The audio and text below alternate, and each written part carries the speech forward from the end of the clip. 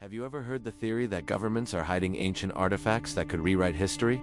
It's a popular idea, often fueled by tales of giant skeletons, lost advanced technologies, or discoveries that challenge what we know about human origins. The classic image is a secret warehouse, like the one at the end of Indiana Jones, where powerful artifacts are boxed up and forgotten, locked away by shadowy figures. But what if the truth is on so much a dramatic conspiracy as it is a complex mix of bureaucracy, politics, and the slow, careful process of science itself? Let's dig into why some discoveries seem to vanish, and why the real story is often more about control and caution than a grand cover-up. Welcome to our channel, where we explore the fascinating mysteries of our past.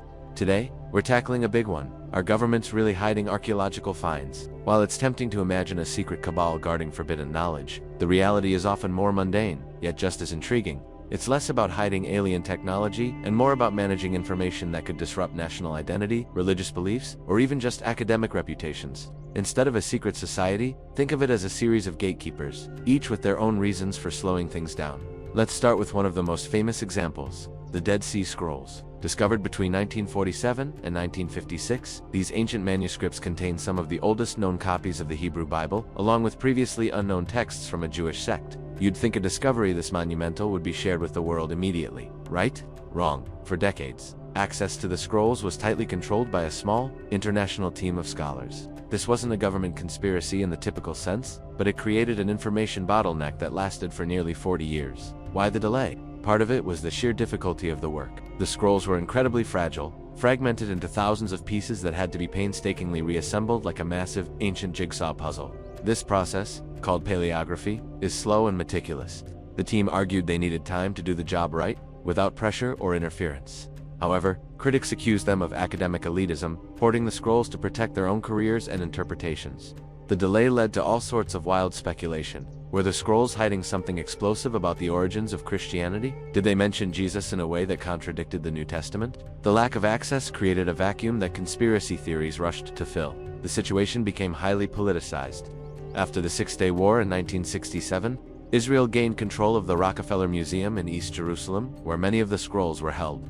The discovery became intertwined with national identity and the historical narrative of the Jewish people's connection to the land. The Israeli government had a vested interest in how the scrolls were presented. It wasn't until the 1990s, when a library in California released unauthorized photographs of the scrolls, that the monopoly was finally broken. Technology forced the gatekeepers' hands. Today, the Dead Sea Scrolls are digitized and available online for anyone to see. The story here isn't one of a deliberate cover-up of shocking secrets, but of academic caution, territorial disputes, and the slow pace of scholarship combining to create the appearance of a conspiracy. The real bombshell wasn't what was in the scrolls, but the decades-long struggle to access them. Now, let's travel to southeastern Turkey, to a site that truly did rewrite the textbooks, Göbekli Tepe, dating back to around 9600 BC.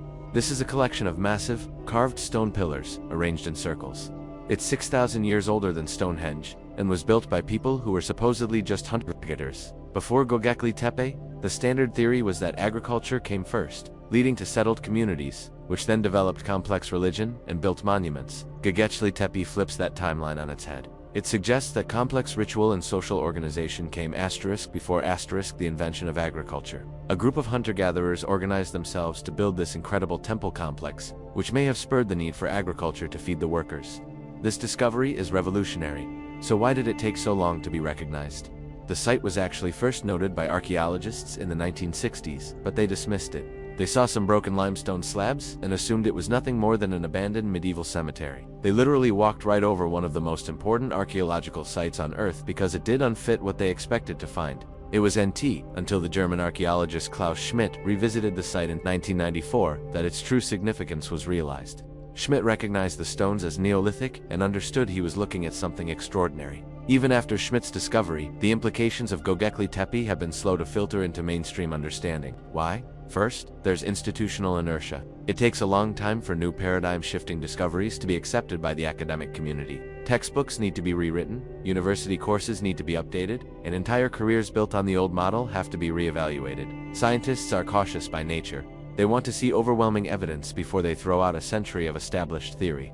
Second, there's the political dimension. Göbekli Tepe is located in a historically sensitive region of Turkey with a large Kurdish population. The site has become a major source of national pride and tourism for Turkey, and the government controls the narrative.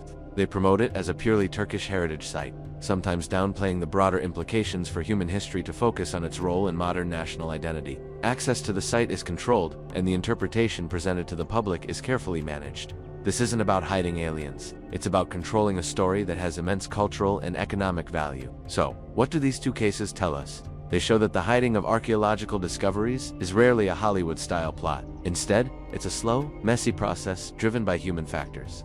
One of the biggest factors is the protection of established narratives. These can be religious, like the initial concerns over the Dead Sea Scrolls, or they can be national, like the branding of Göbekli Tepe. Every country wants to own its history, and discoveries that challenge or complicate that story can be politically inconvenient. Controlling access to artifacts and their interpretation is a powerful tool for shaping national identity. Another key factor is academic caution and rivalry. Science is supposed to be objective, but scientists are human. They build careers on certain theories, and a discovery that appends those theories can be met with resistance. The peer review process, while essential for good science, can also be used to suppress new ideas that challenge the consensus. And, as we saw with the scrolls, sometimes scholars just don't want to share their toys. Finally, there's simple bureaucracy and lack of resources. Archaeological digs are expensive. Preserving and studying artifacts takes time and money. Sometimes, a discovery is made, documented, and then simply put in storage because there isn't funding to study it further. It's not hidden, it's just in a queue, waiting for its turn. From the outside, this can look like suppression, but it's often just the mundane reality of an underfunded field. So, the next time you hear a story about a discovery being hidden by the powers that be, consider the alternatives. Is it really a conspiracy to hide the truth about our origins? Or is it a combination of cautious scientists, political maneuvering, national pride, and a simple lack of funding? The reality is that the story of archaeology is the story of humanity itself, full of competition, pride, and a slow, difficult search for the truth. What is often perceived as a cover-up is actually just the friction that occurs when a groundbreaking discovery grinds against the gears of our established institutions and beliefs. Thanks for watching. If you found this exploration interesting, please hit the like button, subscribe to our channel, and ring the bell so you don't miss our next journey into the mysteries of the past. Let us know in the comments what other historical cover-ups you'd like us to investigate. See you next time. In 1974, Chinese farmers digging a well near the city of Xi'an uncovered one of the most extraordinary archaeological discoveries of the modern era, the terracotta army. Thousands of life-sized clay soldiers, horses, and chariots, arranged in precise military formation, buried to guard the tomb of China's first emperor Qin Shi Huang. The discovery stunned the world. But what lies beneath the terracotta army is even more significant and largely untouched.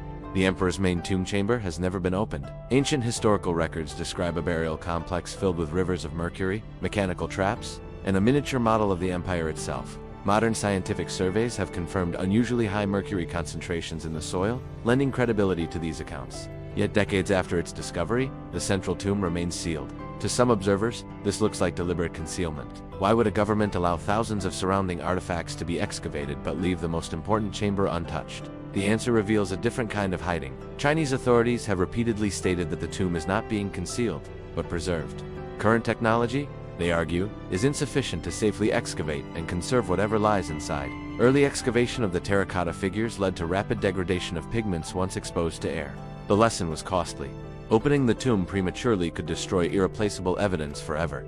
Here, power does not operate through secrecy, but restraint. The decision to delay excavation reflects the enormous responsibility attached to cultural heritage. Once unearthed, an artifact begins to decay.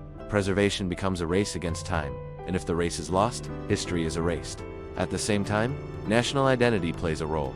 Qin Shi Huang is not just a historical figure, he is a foundational symbol of Chinese statehood, unification, and authority.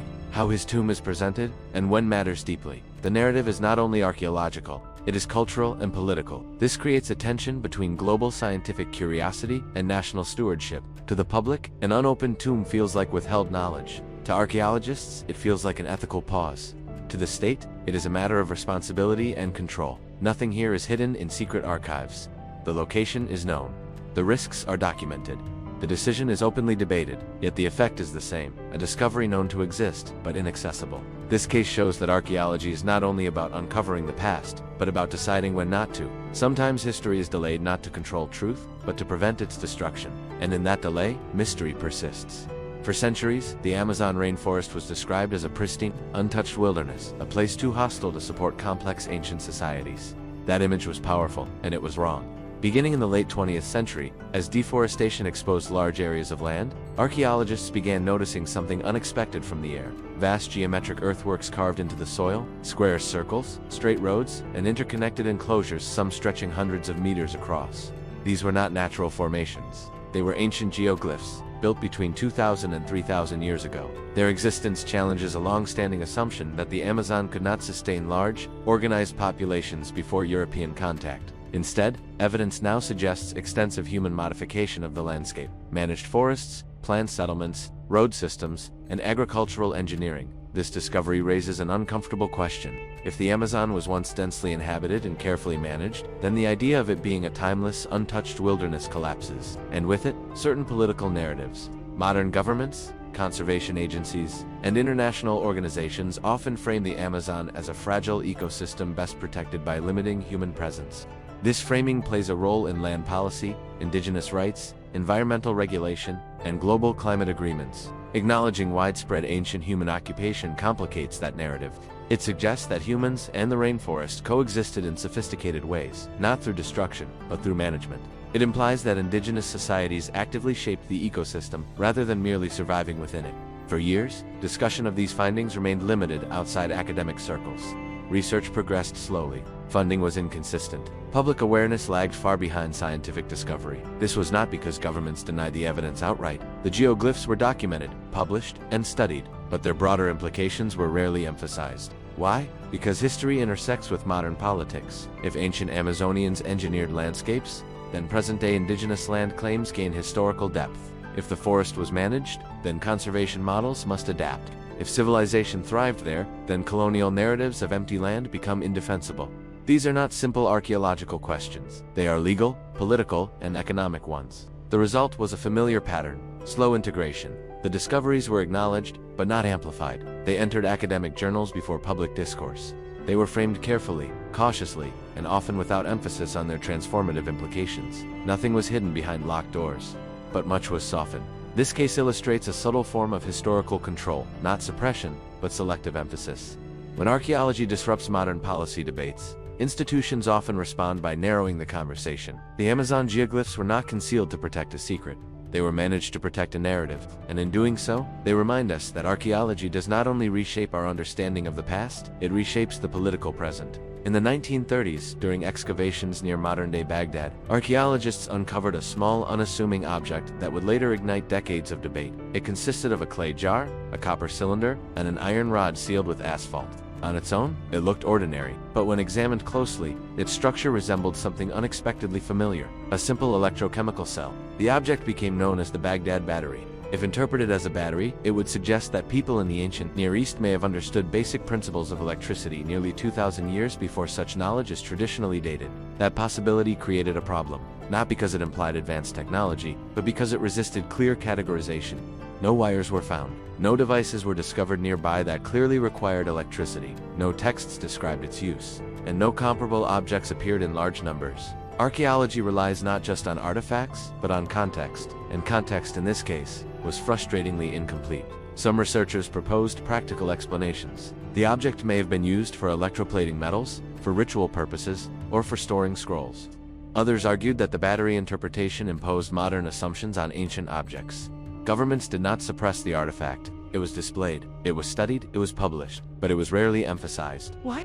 Because the artifact sat uncomfortably between disciplines. It did not fit neatly into known technological logics, it lacked supporting evidence, and its interpretation depended heavily on modern experimentation rather than direct historical records. In archaeology, ambiguity is dangerous. A single artifact without a supporting system rarely overturns established models, and institutions are reluctant to elevate discoveries that could be misinterpreted or sensationalized. The Baghdad Battery became a lesson in restraint. Rather than promoting a dramatic reinterpretation of ancient technology, scholars placed the object into a category of unresolved interpretation. It remained visible, but marginalized. Known, but not central. To the public, this looked like avoidance. Why not explore the possibility more openly? Why not test it aggressively? Why not rewrite the narrative? The answer lies in how knowledge is validated. Archaeology advances through accumulation, not speculation. Extraordinary claims require extraordinary evidence, and isolated artifacts rarely meet that standard. Here, hiding did not mean concealment. It meant refusal to overstate. The Baghdad Battery reveals an important truth about historical knowledge. Not all discoveries are suppressed because they are dangerous. Some are sidelined because they are uncertain. Governments and institutions often choose caution over curiosity when the risk of misinterpretation is high. In doing so, they protect credibility, but at the cost of public intrigue. This case shows that the boundary between hidden history and unresolved history is thin, and that sometimes what feels like secrecy is simply the absence of certainty.